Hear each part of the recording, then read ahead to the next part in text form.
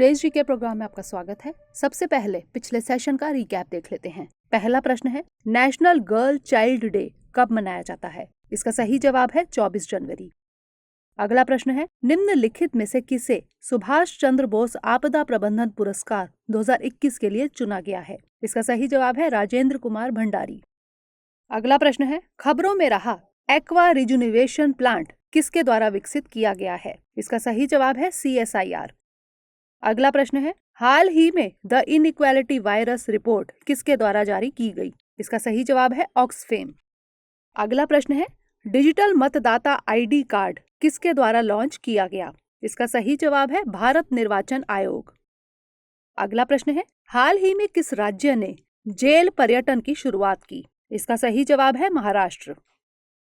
अगला प्रश्न है, विश्व का सबसे बड़ा सफेद मगरमच्छ पार्क किस देश में स्थित है? इसका सही जवाब है भारत। अगला प्रश्न है, हाल ही में किस राज्य ने उद्यम सारथी ऐप लॉन्च किया? इसका सही जवाब है उत्तर प्रदेश। अगला प्रश्न है, पूंजीगत प्रोजेक्ट के लिए अतिरिक्त राशि पाने वाला भारत का पहला राज्य कौन सा है? इसका सही जवाब है मध्य प्रदेश। अंतिम प्रश्न है, खबरों में रहा थिकसे मठ किस राज्य या केंद्र शासित प्रदेश में स्थित है? इसका सही जवाब है लद्दाख। शुरुआत करते हैं आज के सेशन की। सबसे पहले देखेंगे अभ्यास प्रश्न। हाल ही में संयुक्त राष्ट्र द्वारा आर्थिक सामाजिक मामलों पर उच्च स्तरीय सलाहकार बोर्ड में किस भारतीय को नामित किया गया? कौशिक बसु, सोनल वर्मा, जयति घोष या फिर अरविंद सुब्रमण्यम? इसका सही जवाब है ऑप्शन सी, जयति घोष। हाल ही में संयुक्त राष्ट्र द्वारा आर्थिक सामाजिक मामलों पर उच्च स्तरीय सलाहकार बोर्ड में इंडियन डेवलपमेंट इकोनॉमिस्ट जयति घोष को भी नामित किया गया। 20 सदस्यीय यह सलाहकार बोर्ड कोरोना वायरस महामारी से उत्पन्न सामाजिक और आर्थिक समस्याओं से निपटने के लिए UN महासचिव को सिफारिश देगा। 65 वर्षीय जयति घोष वर्तमान में यूनिवर्सिटी ऑफ मैसाचुसेट्स एमहर्स्ट में अर्थशास्त्र की प्रोफेसर हैं। आपको बता दें कि उन्होंने जवाहरलाल नेहरू विश्वविद्यालय में भी लगभग 35 वर्षों तक पढ़ाया है। तो इस तरह इस प्रश्न का सही जवाब है ऑप्शन सी। हमारे वीडियो अंग्रेजी में देखने के लिए फॉलो करें हमारा ही दूसरा YouTube चैनल दृष्टि IAS इंग्लिश। आज के सेशन का पहला प्रश्न है, ग्लोबल क्लाइमेट रिस्क इंडेक्स 2021 में भारत को कौन सी रैंक मिली है? तीसरी, चौथी, पांचवी या फिर सातवीं? इसका सही जवाब है ऑप्शन डी, सातवीं।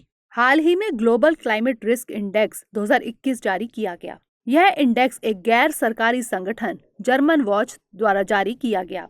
इस इंडेक्स में बताया गया है कि 2019 में जलवायु परिवर्तन से प्रभावित होने वाले देशों में भारत 7वें पायदान पर है। इस इंडेक्स में पहले, दूसरे एवं तीसरे पायदान पर क्रमशः मोजाम्बिक, जिम्बाब्वे एवं बहामास है। इस रिपोर्ट के मुताबिक विश्व भर में जलवायु परिवर्तन की वजह से 2000 से 2019 के बीच लगभग 4,75,000 लोगों की जानें गई हैं। तो इस तरह इस प्रश्न का सही जवाब है ऑप्शन डी।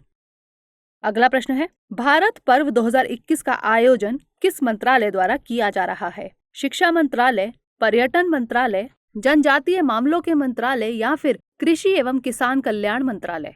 इसका सही जवाब है ऑप्शन बी, पर्यटन मंत्रालय। भारत पर्व 2021 का आयोजन 26 से 31 जनवरी तक वर्चुअल रूप में किया जा रहा है। लोकसभा अध्यक्ष श्री ओम बिरला ने 26 जनवरी को भारत पर्व 2021 का उद्घाटन किया। इसमें कई राज्यों और केंद्र शासित प्रदेशों के पर्यटन स्थलों, खान पान के विभिन्न व्यंजनों, हस्तशिल्प और अन्य विशेषताओं का प्रदर्शन किया जाएगा। आपको बता दें कि पर्यटन मंत्रालय 2016 से प्रत्येक वर्ष 26 से 31 जनवरी तक गणतंत्र दिवस समारोह के अवसर पर भारत पर्व का आयोजन करता है। तो इस तरह इस प्रश्न का सही जवाब है ऑप्शन बी। अगला प्रश्न है, जापान के पूर्व प्रधानमंत्री शिंजो आबे को निम्नलिखित में से किस क्षेत्र में 2021 का पद्म विभूषण पुरस्कार देने की घोषणा की गई? सामाजिक कार्य, सिविल सर्विस, पब्लिक अफेयर्स या फिर व्यापार एवं उद्योग? इसका सही जवाब है ऑप्शन सी, पब्लिक अफेयर्स। हाल ही में गणतंत्र दिवस की पूर्व संध्या पर 2021 के लिए पद्म पुरस्कारों की घोषणा की गई। इस साल 119 शख्सियतों को पद्म अवार्ड दिए जाने की घोषणा की गई है, जिसमें से 7 हस्तियों को पद्म विभूषण, 10 को पद्म भूषण एवं 102 को पद्मश्री पुरस्कार दिए जाएंगे। पद्म विभूषण पाने वाले 7 शख्सियतों में जापान के पूर्व प्रधानमंत्री शिंजो आबे भी शामिल हैं। शिंजो आबे को पब्लिक अफेयर्स के क्षेत्र में पद्म विभूषण पुरस्कार दिए जाने की घोषणा हुई है। पद्म विभूषण पुरस्कार पाने वाले कुछ अन्य लोग श्री SP बालसुब्रमण्यम मरणोपरांत श्री BB लाल आदि हैं। ये पुरस्कार साहित्य, कला, सामाजिक कार्य, पब्लिक अफेयर्स, सिविल सर्विस आदि क्षेत्रों में दिए जाते हैं। तो इस तरह इस प्रश्न का सही जवाब है ऑप्शन C। अगला प्रश्न है, आयु संवाद अभियान का आयोजन निम्नलिखित में से किसके द्वारा किया जा रहा है?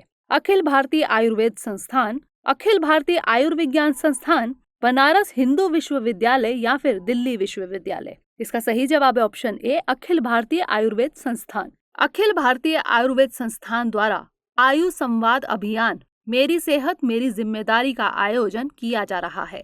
अखिल भारतीय आयुर्वेद संस्थान आयुष मंत्रालय के अंतर्गत आता है। इस अभियान के तहत देश के लोगों के लिए आयुर्वेद चिकित्सकों द्वारा पूरे देश में 5 लाख से अधिक व्याख्यान आयोजित किए जाएंगे। इस अभियान की थीम है कोविड-19 महामारी के लिए आयुर्वेद। इस अभियान का मकसद आम लोगों को कोविड-19 महामारी से निजात पाने में आयुर्वेद के महत्व के बारे में बताना है। तो इस तरह इस प्रश्न का सही जवाब है ऑप्शन A। अगला प्रश्न है, भारत के गणतंत्र दिवस परेड में पहली बार किस देश की सेना ने भाग लिया? भूटान, बांग्लादेश, म्यांमार या फिर श्रीलंका? इसका सही जवाब है ऑप्शन B, बांग्लादेश। पहली बार बांग्लादेश की तीनों सेनाओं आर्मी, नेवी एवं एयरफोर्स ने भारत के गणतंत्र दिवस परेड में भाग लिया। बांग्लादेश की आजादी के 50 साल पूरे होने की याद में बांग्लादेश की सेना ने परेड में भाग लिया।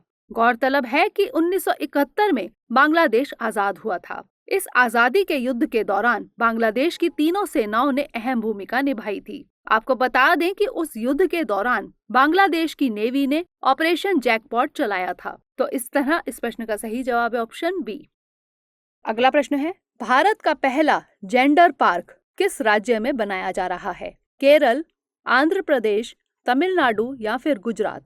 इसका सही जवाब है ऑप्शन A, केरल। भारत का पहला जेंडर पार्क केरल में बनाया जा रहा है। आगामी फरवरी में केरल के मुख्यमंत्री इसका उद्घाटन करेंगे। राज्य में लैंगिक समानता लाने के मकसद से यह पार्क बनाया जा रहा है।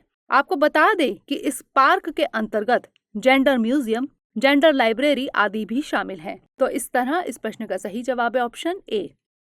अगला प्रश्न है, वर्ल्ड इकोनॉमिक आउटलुक रिपोर्ट किसके द्वारा जारी की जाती है? विश्व बैंक, अंतर्राष्ट्रीय मुद्रा कोष, विश्व व्यापार संगठन या फिर संयुक्त राष्ट्र?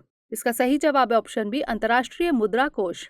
IMF यानी अंतर्राष्ट्रीय मुद्रा कोष द्वारा वर्ल्ड इकोनॉमिक आउटलुक रिपोर्ट जारी की जाती है। हाल ही में IMF द्वारा जारी ताजा रिपोर्ट के मुताबिक 2021 में भारत की GDP वृद्धि दर 11.5% रहने का अनुमान है। इस रिपोर्ट के मुताबिक भारत एकमात्र बड़ी अर्थव्यवस्था है जहां डबल डिजिट ग्रोथ का अनुमान लगाया गया है। पिछले साल अक्टूबर में अपनी रिपोर्ट में IMF ने 2021 के लिए भारतीय अर्थव्यवस्था की वृद्धि दर का अनुमान 8.8% लगाया था। गौरतलब है कि इस रिपोर्ट में 2021 में अमेरिका की GDP वृद्धि दर 5.1% रही। वहीं चीन की वृद्धि दर 8.1% रहने का अनुमान लगाया गया है। तो इस तरह इस प्रश्न का सही जवाब है ऑप्शन B। अगला प्रश्न है, खबरों में रहा NGC 4535 क्या है? सॉफ्टवेयर, दवा, टीका या फिर आकाश गंगा? इसका सही जवाब है ऑप्शन D, आकाश गंगा। हाल ही में नासा ने आकाश गंगा NGC 4535 की फोटो साझा की। यह फोटो नासा के हबल स्पेस टेलीस्कोप द्वारा ली गई थी। इस आकाश गंगा को लॉस्ट गैलेक्सी भी कहा जाता है। यह आकाश गंगा पृथ्वी से लगभग 50 मिलियन प्रकाश वर्ष दूर स्थित है। तो इस तरह इस प्रश्न का सही जवाब है ऑप्शन D। अगला प्रश्न है, हाल ही में किस शहर में जयललिता मेमोरियल का उद्घाटन किया गया? कोयम्बटूर, मदुरई, चेन्नई या फिर हैदराबाद? इसका सही जवाब है ऑप्शन C, चेन्नई। हाल ही में तमिलनाडु के मुख्यमंत्री ने जयललिता मेमोरियल का उद्घाटन किया। यह मेमोरियल चेन्नई में है। 2018 में ही इस मेमोरियल का शिलान्यास किया गया था। आपको बता दें कि 1948 में जन्मी जयललिता 1991 से 2016 तक तमिलनाडु की मुख्यमंत्री रही थी। तो इस तरह इस प्रश्न का सही जवाब है ऑप्शन C। अगला प्रश्न है, फाइबर ऑप्टिक्स का पिता किसे कहा जाता है? नरिंदर सिंह कपानी, श्री रतन लाल, अशोक सेन या फिर बीरबल साहनी? इसका सही जवाब है ऑप्शन ए, नरिंदर सिंह कपानी।